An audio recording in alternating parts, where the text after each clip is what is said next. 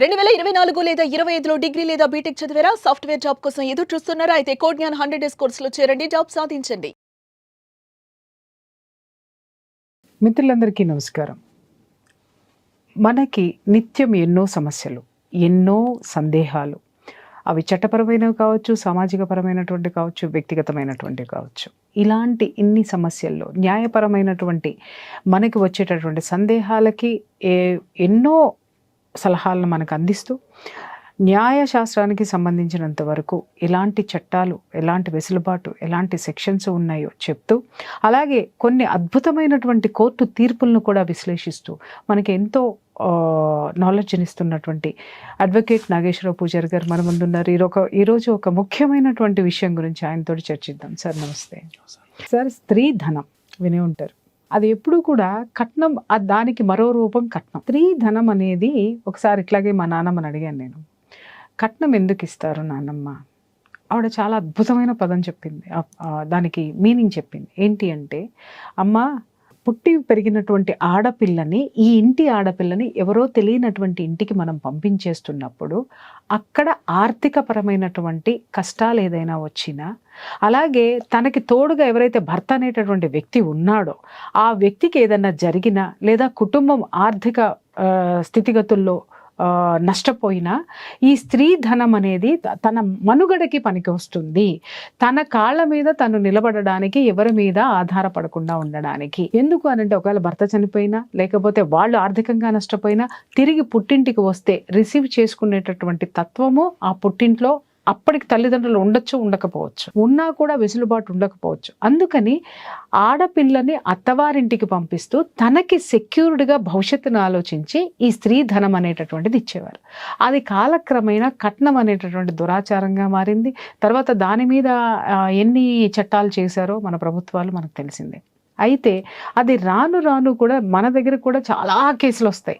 ఏంటి అనంటే, కట్నం ఇచ్చామండి, ఖర్చు పెట్టేశాడండి, ఇంత కట్నం ఇచ్చామండి. డివోర్స్కి వచ్చేసరికి ఆ కట్నం దగ్గరే మనకు ఆగిపోతూ ఉంటుంది. అది ఎటు తేల్చుకోలేనటువంటి విషయం. దానికి సాక్ష్యాలు ఉండకపోవచ్చు, లేదా ఆ కట్నం డబ్బులను వాడేసుకుని ఉండొచ్చు.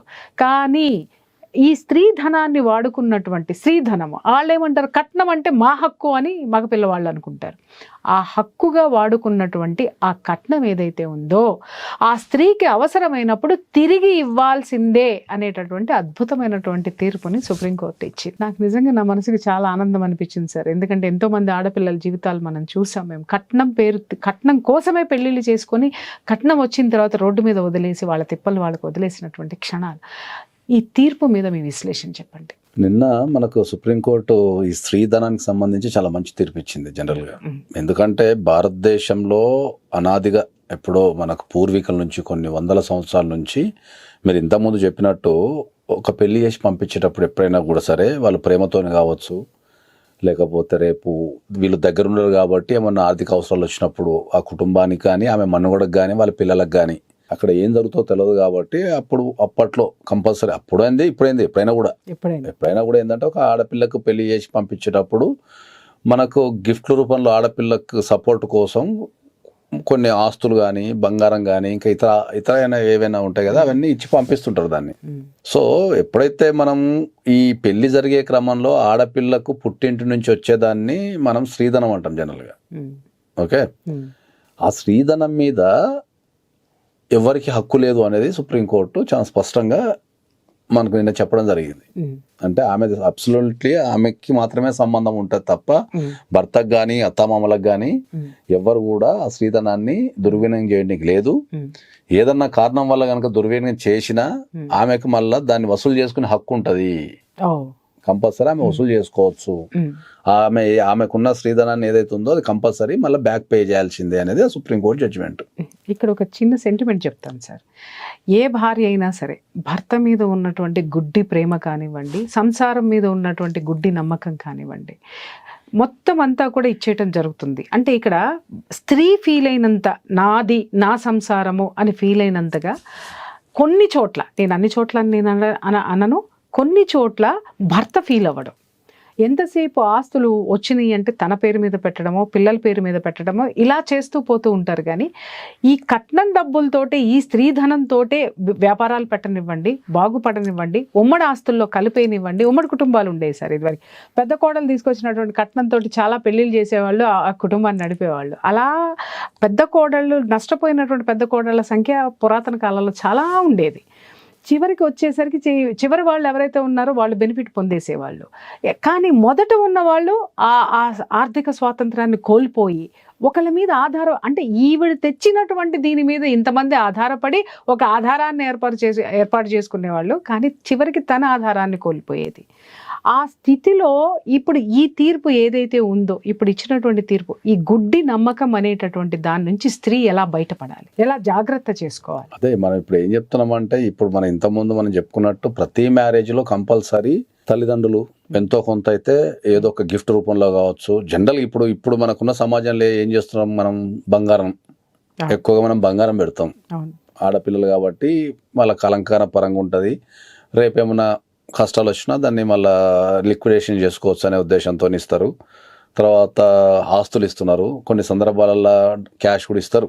ఎందుకంటే వాళ్ళ ఆర్థిక చాలా మంది సార్ ఇక్కడ గమనించాను, క్యాష్ ఎక్కువ తీసుకునే వాళ్ళు ఉంటారు. ఆ తర్వాత తూచ్ అనేటటువంటి కేసులు కూడా మనం చాలా చూసాం. వాటికి సాక్ష్యాలు ఉండవు, క్యాష్ ఇచ్చింది సాక్ష్యాలు ఉండవు. అంటే ఏంటంటే ఇప్పుడు మనం కంపల్సరీ దానికి జనరల్గా ఇప్పుడున్న దాంట్లో ఇప్పుడు సాక్ష్యాలు బాగానే దొరుకుతున్నాయి ఇప్పుడున్న సమాజాలు. ఇంతకుముందు అంటే కెమెరాలను ఫొటోస్ అనో తర్వాత సబ్సిక్వెంట్ ట్రాన్సాక్షన్ దొరుకుతుంది ఇప్పుడు. కాబట్టి ఇప్పుడు సపోజ్ ఇప్పుడు మనకు పెళ్లి తర్వాత ఏదైనా అసెట్ ఉన్నాం అనుకో, ఇక్కడ నుంచి క్యాష్ ఇక్కడ తీస్తారా, ఇక్కడ ఉంటారు కాబట్టి దాన్ని సబ్సిక్వెంట్ ఎవిడెన్స్ అంటారు. అంటే దగ్గర రిలేటెడ్ ఉన్న దాన్ని మనం సబ్సిక్వెంట్ ఎవిడెన్స్ అంటాం మనం, లేదా సెకండరీ ఎవిడెన్స్ అంటాం మనం. సో అది కొద్దిగా అంటే మనం ప్రూవ్ చేయాలనుకుంటే ప్రూవ్ చేయడం కూడా ఈజీ. అది ఇప్పుడున్న క్రమంలో చాలా ప్రూవ్ చేయడం ఈజీ. కాబట్టి మనం ఏం చెప్తున్నాం అంటే ఏంటంటే, ఎప్పుడైనా ఒక బంగారం విషయంలో మాత్రం కొద్దిగా తేడా వస్తున్నది. ఎందుకంటే బంగారాన్ని ప్రూవ్ చేయడం అనేది కొద్దిగా కష్టం, కొంచెం కష్టం. మిగతా ఏ ట్రాన్సాక్షన్ అయినా మనం ప్రూవ్ చేయొచ్చు, కానీ బంగారాన్ని ప్రూవ్ చేయడం కొంచెం కష్టం. ఎందుకు అంటే ఇప్పుడు బంగారం ఏం చేస్తుంటే పెట్టుకుంటారు, ఇక కొత్తగా అత్తగారింటికి వస్తారు కదా, అత్తగారి కష్టంలో పెట్టేస్తారు. అత్తగారి కష్టంలో ఉంటది, ఇక నువ్వు మా ఇంటి కూడా పిల్లలే కాబట్టి మా ఇంట్లోనే ఉండాలని వీళ్ళ లాకర్లో పెట్టుకోవటము, వీళ్ళ నిదానంలో అని ఫీల్ అవుతారు. కాబట్టి మళ్ళీ ఏదైనా గొడవైనప్పుడు వాళ్ళ దగ్గర పడిపోతుంది. మళ్ళీ ఏదైనా ఫంక్షన్కి ఇచ్చినా రపక్కన ఇస్తారు, మళ్ళీ తీసేసుకుంటారు. సో మనం ఏం చెప్తున్నాం అంటే ఏంటంటే, ఎవరి బంగారం కస్టడీ అయినా కూడా బంగారం కస్టడీ అనేది కోర్టులో ప్రూవ్ చేయడం కొద్దిగా కష్టం. కాబట్టి బంగారాన్ని ఎవరైనా సరే వాళ్ళ బంగారాన్ని వాళ్ళ కస్టడీలో పెట్టుకోండి. దాని తర్వాత ఇంకేమన్నా క్యాష్ ట్రాన్సాక్షన్స్ కానీ, ఏమన్నా ఆస్తుల ట్రాన్స్ఫర్ కానీ, ఇంకేదన్నా ప్రూవ్ చేయడం ఈజీ బాగా. ఈ సందర్భాల్లో మనం ప్రీ మ్యారిటల్ అగ్రిమెంట్ అనేది చాలా సందర్భాల్లో మనం ఉదాహరించాం. అసలు ఇలాంటి వాటికి అది బాగా ఉపయోగపడుతుందేమో అనిపిస్తుంది. అవును, ప్రీ మ్యారిటల్ అగ్రిమెంట్ అనేది మనం చేసుకొని ఎప్పటి నుంచో చెప్తున్నాం, కానీ అంత అవగాహన ఆన్ పేపర్ పెట్టడానికి ఎవరు ఇష్టపడట్లేదు కదా. అది అంటే ఇప్పుడు దీంట్లో ఒక కల్చర్ చేంజ్ అవ్వడానికి టైం పడుతుంది కంపల్సరీ. ఎందుకంటే ఇప్పుడు మన దగ్గర కొద్దిగా పెళ్ళి అనేది పవిత్రమైనది. అక్కడ నుంచి పెళ్లిళ్ళు మోసాలతోనో అబద్ధాలతోనో కూడుకున్న దానికి వచ్చింది. ఇక రాను ఇప్పుడు మనకు డైవర్స్ కేసెస్ ఎక్కువ పెరిగిపోతున్నాయి కాబట్టి ప్రతి ఇంట్లో ఏదో ఒక డైవర్స్ కేసు పెరుగుతుంది. కాబట్టి ఫ్యూచర్లో వాళ్ళు కూడా ఆలోచించుకుంటారు, ఇదంతా ఎందుకు మాకు చేసుకుంటే అయిపోతుంది అన్న టైప్లో ఆలోచించుకుంటారు. సో అందుకనే మనం ఏం చెప్తున్నాం, ఎవరికైనా సరే ప్రీ మ్యారిటల్ కౌన్సిలింగ్ కానీ ప్రీ మ్యారిటల్ అగ్రిమెంట్ కానీ చేసుకోమని చెప్తున్నాం ఒకటి. రెండోది ఏంటంటే, స్త్రీధనానికి సంబంధించి ఎక్కడున్నా కూడా పూర్వకాలం నుంచి కూడా పెద్ద మనుషుల పంచాలు కూడా ఆమె తెచ్చింది ఆమెకి ఇచ్చామని చెప్తారు ఎప్పుడు కూడా. సో ఏదన్నా కారణం చేత ఆమె పుట్టింటి నుంచి వచ్చిన దేనిపైన సరే సుప్రీంకోర్టు దాని ప్రకారం ఆమె 100% రైట్ ఉంది, ఆమె 100% ఆమె చేసుకోవచ్చు. మనకు డొమెస్టిక్ వైలెన్స్ లో మనకు ప్రొవిజన్ కూడా ఉంది, కానీ డైరెక్ట్ గా తీర్పిచ్చిన సందర్భాలు ఇంతవరకు లేవు కదా. డైరెక్ట్ గా తీర్పిచ్చిన సందర్భాలు అంటే ఎంతసేపు ఇప్పుడు మన డివిసీలో అది చివరికి వచ్చేసరికి వాళ్ళు ఏదో ఎంతో కొంత ఇచ్చి వాళ్ళని క్లియర్ చేసుకోవడమో, లేకపోతే దాని మెయింటెనెన్స్ ఇవ్వడమో, లేకపోతే ఇట్లా ఏదో జరిగేది. కానీ పర్టికులర్ గా దీన్ని ఉదాహరించి చెప్పింది ఇంతవరకు లేదు. కానీ నిజంగా ఇది ఒక లేదు. ఒక దేశ అత్యున్నత న్యాయస్థానం కనుక చెప్తే చట్టాల మీద అవగాహన అనేది పెరుగుతుంది బాగా. ఎగ్జాక్ట్లీ. సో చట్టాల మీద అవగాహన పెరుగుతుంది, వాళ్ళకు జాగ్రత్త పెరుగుతుంది, తర్వాత వాళ్ళు ఎట్లా చేయాలి ఏం చేయాలి జరుగుతుంటది. కాబట్టి డెఫినెట్లీ ఒక దేశ అత్యున్నత న్యాయస్థానం ఏదైతే ఉందో అది మంచి తీర్పు ఇచ్చింది. అది మహిళలకు సంబంధించి చాలా మంచి తీర్పు. ఈ మధ్యకాలంలో ఏంటంటే సుప్రీంకోర్టు గత 2 సంవత్సరాల నుంచి మనం గమనిస్తే మహిళలకు సంబంధించి చాలా మంచి తీర్పులు ఇస్తున్నారు, చాలా మంచి తీర్పులు ఇస్తున్నారు. కాబట్టి దాంట్లో ఇది ఒకటి శుభ పరిమాణం. ఎందుకంటే వాళ్ళ తల్లిదండ్రులు ప్రేమతోని లేకపోతే ఆప్యాయతోని Security ప్రేమతోని కోసం. సెక్యూరిటీ కోసము సెక్యూరిటీ కోసం ఆ పిల్ల అక్కడికి పోతే ఉండని ఆమెకు ధైర్యం ఉంటుంది. ఎందుకంటే ఆ పూర్వకాలంలో అమ్మాయిలకు ఎర్నింగ్ కెపాసిటీ లేదు కాబట్టి ఆ స్త్రీధనం అనేది ఒక ధైర్యం ఉంటుంది. Yes. ఇప్పుడు ఎర్నింగ్ కెపాసిటీ ఉన్నా కూడా ఇస్తున్నారు ఉన్నా స్త్రీధనం. కూడా ఇవ్వాల్సి ఉన్నా కూడా వస్తుంది సార్, ఇస్తున్నారు. ఇస్తున్నారు ఆ, అనకండి, ఇస్తున్నారు ఇవ్వాల్సి కాబట్టి వస్తుంది. అది కంపల్సరీ స్త్రీధనాన్ని వాడుకునేటప్పుడు ఎవరైనా కూడా చాలా జాగ్రత్తగా ఉండాలని చెప్తున్నాం మా అందరికీ. Great, thank you so much అండి. చూసారు కదా ఫ్రెండ్స్, సార్ చాలా చక్కగా చెప్పారు. ఏంటి అని అంటే చాలా జాగ్రత్తగా ఉండండి.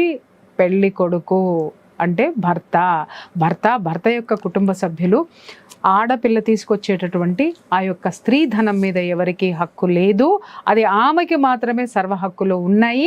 ఆ స్త్రీ ధనం ఎందుకు ఆమెకి ఇచ్చారు అనడానికి కూడా చాలా క్లియర్గా ఇక్కడ డిస్కషన్ అనేది జరిగింది. కాబట్టి ఆడవాళ్ళకు కూడా నేను చెప్తున్నాను, ఆడపిల్లలకు కూడా చెప్తున్నాను, మీరు భర్తని ప్రేమించండి, కానీ అలాగే మీ ఆర్థిక స్థితిగతులను కూడా ఒకసారి ఆ భవిష్యత్తులో ఏమొస్తుందనేటటువంటి ఒక ముందు చూపుతో కూడా ఉండి, ఈ విధమైనటువంటి తీర్పులు ఎప్పుడైతే వచ్చాయో వాటి మీద అవగాహన పెంచుకుంటే మీ భవిష్యత్తు చాలా బాగుంటుంది.